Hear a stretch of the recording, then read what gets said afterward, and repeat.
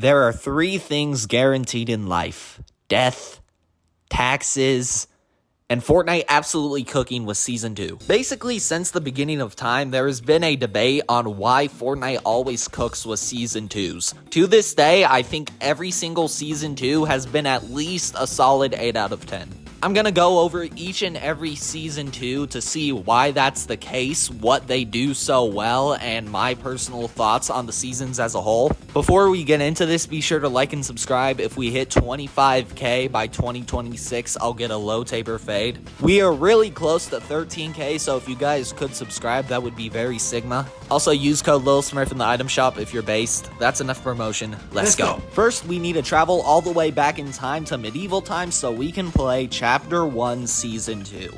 I mean, like, the season was themed on medieval, not that the season came out in medieval time. I'm gonna stop talking now. This was a season that basically shaped what Fortnite is today. It's an extremely important season in its history, and after fully playing it with OG, I can safely say that I think it's pretty good. This is coming from someone who started in Season 4 and didn't really get a true chance to play Season 2 until now, but I think this is honestly everything that a Season 2 should be. I don't think it's the best Season 2 by any means, but it's still really good in terms of upgrading the map, the mechanics, the guns, everything about it is just an upgrade in every sort of way. That's not to say that this season isn't without its shortcomings by any means. For one, in terms of like mechanics and gunplay and stuff, it doesn't really hold up as well compared to the later Season 2s. However, most of its shortcomings can simply be wiped away just because it was Season 2. I mean, really, let's put this in perspective. Do you really expect a first grader to learn calculus? No, it's just starting out. So in my opinion, this season is a solid 8 out of 10. I don't really have a whole lot to say about it because there isn't really a whole lot that happened. Pretty good season, not a whole lot of complaints. Now let's fast forward all the way to the future or something, and now we're gonna be spies in Chapter 2, Season 2, Top Secret. I'm just gonna say it right now, this is probably my favorite Season 2. There are practically zero flaws with this season. I think that this season is near perfect. I know, shocker, the Fortnite player likes Chapter 2, Season 2, who could have thunk? But genuinely, this season added on to Season 1 in every sort of way possible. It made it a much more expansive map with a lot of cooler POIs, it added a lot of cool gunplay, introducing the boss and vault mechanic before it really got oversaturated. Not to mention the fact that we got 2 live events, those being the device event and of course the iconic Travis Scott event. This season does have a couple problems. For one, bots were extremely rampant during this season and it was extremely long, nearly as long as Season 1, and I think a lot of people tend to overlook how long it was because the gameplay loop was just that good. Overall, this season is just phenomenal. I think it's everything that a Fortnite season should be. 10 out of 10. Next season is... Oh, what's that? It appears that you have been drafted. Get in your military suits, boys. We're going to the front lines. Chapter 3, Season 2, Resistance is often regarded as one of the weaker Season 2s, but I honestly don't see why. While Chapter 3's loophole wasn't exactly the strongest, I still do think that it had a pretty solid loophole in this season.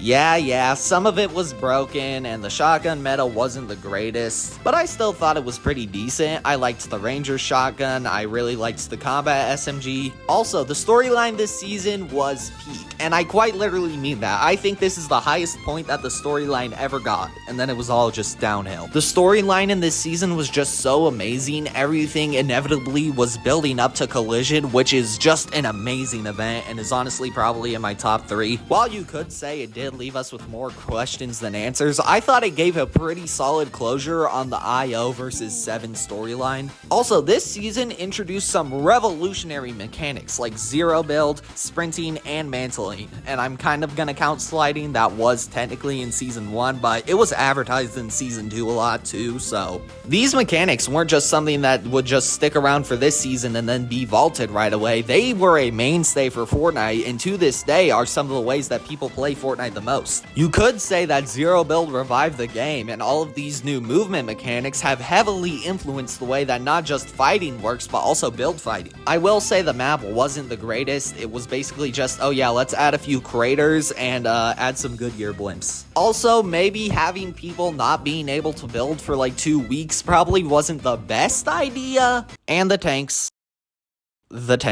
But still, as a casual player, I absolutely love this season. 8 out of 10. Hooray, we've won the war. Now we're gonna fast forward and we are going to become samurai and we are going to hop into Mega. The more and more I look back on chapter 4, the more I realize how harsh I was on it. In my opinion, this is Fortnite's second best chapter. I think chapter 2 just slightly beats it for me, but chapter 4 is just phenomenal. And I feel like if it was a little bit longer, this would end up becoming my favorite chapter. And Mega is easily my favorite season from this chapter. It was just The loot pool was phenomenal. The Havoc Pump shotgun, the Havoc suppressed AR. The Kinetic Blade was a phenomenal item that wasn't incredibly broken. There was still some strategy in terms of how you were fighting or how you had to use your mobility or something. It wasn't just a spammy click item like the Nitro Fist or the Typhoon Blade. It required some skill to use. Also, the map changes this season were just phenomenal. To this day, this is one of the most gorgeous biomes we've ever gotten in all of Fortnite, and Mega City is probably my favorite POI of all time. The interiors were just so detailed, the vibes in the city where you were just walking around and it was just huge. You could see all of the lights. All of the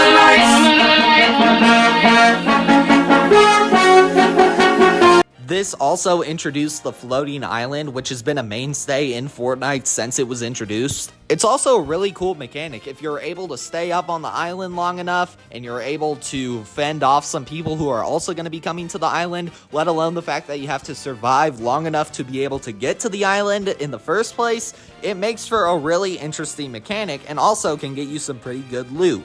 With that being said, I have one complaint. The slurp juice was just broken this season. I don't know why they made it so busted. But other than that, this was a phenomenal season. 10 out of 10. We're now going to be traveling back in time yet again to go to ancient Greece, where we are going to be in Chapter 5, Season 2, Myths and Mortals. I am still mad about the slander that this season has gotten to this day. Now, I'll be the first to admit that I think that the season's theme was 100% wasted. I feel like they could have done so much more with the season's theme. I'm not saying that it wasn't wasted.